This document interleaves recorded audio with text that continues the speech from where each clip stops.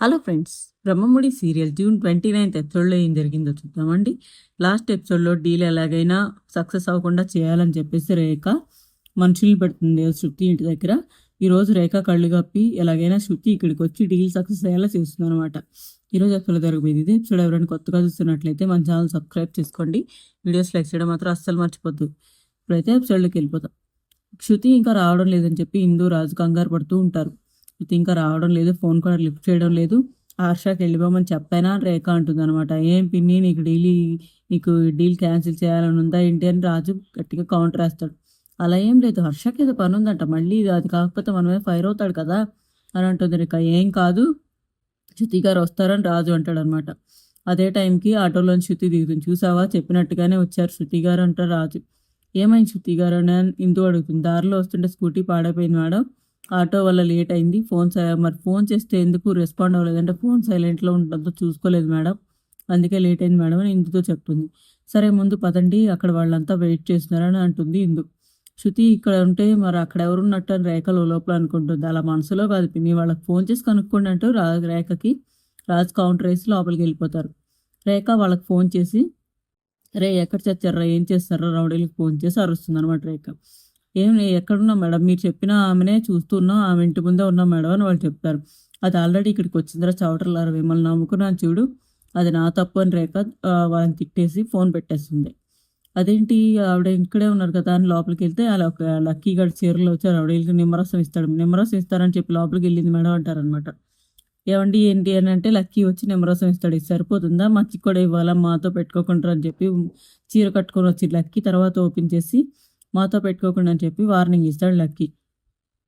ఇంకా లోపల మన డీల్ అయితే మాట్లాడుకుంటూ ఉంటారు. ఇందు చూపించిన డిజైన్స్లో హర్ష ఒక మెలికి పెడతాడు. ఏంటంటే ఇక్కడ స్టోన్ బాగాలేదు కదా, కొంచెం కింద పెట్టాల్సింది కదా అని హర్ష అడుగుతాడు.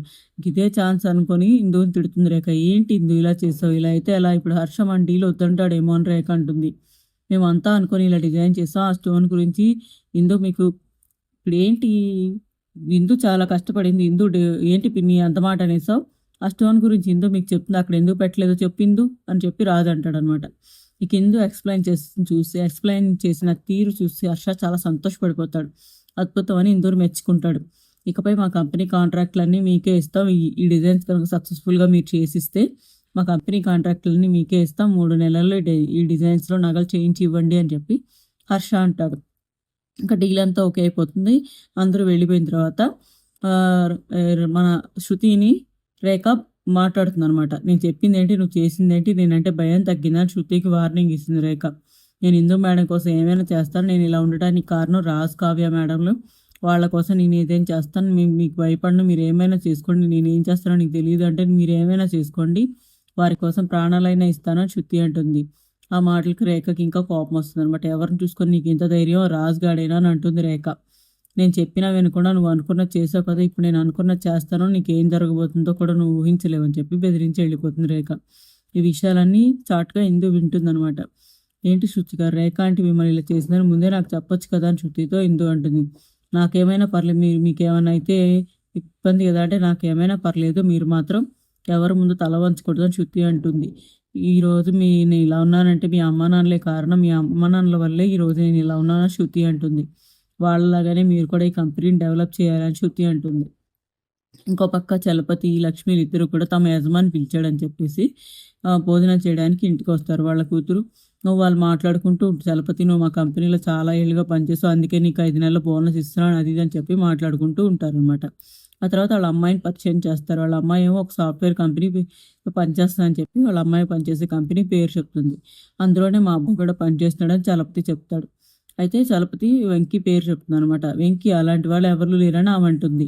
మీ కంపెనీ పేరు గుర్తులేదేమో, ఒకసారి ఇంటికి వెళ్ళిన తర్వాత మీ అబ్బాయిని అడగండి అని ఆ ఓనర్ అంటాడు అనమాట. అంతలోనే ఆర్డర్ పట్టుకుని వెంకీ అక్కడికి వస్తాడు. అక్కడ వాళ్ళ అమ్మ నాన్నలు చూసి మాస్క్ పెట్టుకొని ఆర్డర్ ఇచ్చేసి వెళ్ళిపోతాడు. ఎలాగోలా ఇక్కడి నుంచి తప్పించుకుంటాడు వెంకీ. బయటకు వచ్చి ఇల్లేంటి ఇక్కడ ఉన్నారు, ఇప్పుడు నేను దొరికిపోయానంటే అంతే సంగతులు అని చెప్పి ఎలాగోలా మాస్క్ పెట్టుకొని మేనేజ్ చేసి అక్కడి నుంచి వెళ్ళిపోతాడు.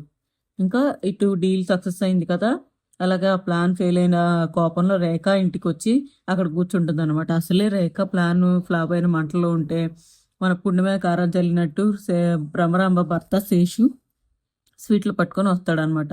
మనం సక్సెస్ఫుల్గా ఫెయిల్ అయ్యాం, అందుకే స్వీట్లు పంచుతున్న ఆఫీస్లో మీ అవసరం లేకుండానే గెలిచేశారు.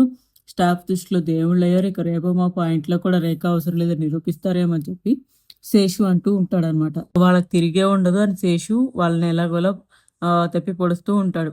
ఇవాళ రేఖ ప్లాన్స్ అన్ని తిప్పికొట్టి మరీ డీల్స్ ఓకే చేసుకున్నారు. ఇప్పుడు కంపెనీలో రేఖ చెల్లంతో పనేం లేదని నిరూపించిన అల్లుడు ఇంట్లో కూడా రేఖ అవసరం లేదని ప్రూవ్ చేస్తాడని చెప్పి శేషు వాళ్ళని ఇంకా ఎక్కువ ఉడికిస్తూ ఉంటాడనమాట. మన భ్రమరాంబ ఏమో శేషు ఏంటా మాటలు అలా మాట్లాడకూడదని చెప్పేసి అతన్ని కంట్రోల్ చేస్తుందనమాట. మరి రాజు హాస్పిటల్‌లో ఎవరిని పెట్టాడు, ఎవరికి ట్రీట్మెంట్ ఇస్తున్నాడు అనేది ఈరోజు ఎపిసోడ్‌లో కూడా మనకు చూపించలేదు. జరగబోయే ఎపిసోడ్స్‌లో మనం చూడాలి. అసలు ఆ సస్పెన్స్ ఈ మహిళ లేకపోతే లేడీయా, జెంట్ అనేది రేపటి ఎపిసోడ్‌లో తెలుసుకుందామండి. ఈరోజు ఎపిసోడ్ ఇక్కడితో అయిపోయింది. సక్సెస్‌ఫుల్‌గా డీల్ అయితే కంప్లీట్ అయిపోయింది. ఆ సంతోషంలో ఇందు, రాజు చాలా సంతోషంగా ఉంటారనమాట. అండ్ అలాగే వాళ్ళ తాతయ్య ఇంక నుంచి అడుగడుగునా చాలా జాగ్రత్తగా ఉండాలి. చిన్న విషయం కూడా చాలా జాగ్రత్తగా చూసుకోవాలని చెప్పేసి వాళ్ళ తాతయ్య చాలా హెచ్చరికలైతే జారీ చేస్తూ ఉంటాడు. ఈరోజు ఎపిసోడ్ ఇక్కడితో అయిపోయింది. ఎపిసోడ్ మీకు నచ్చినట్లయితే మన ఛానల్ సబ్స్క్రైబ్ చేసుకోండి.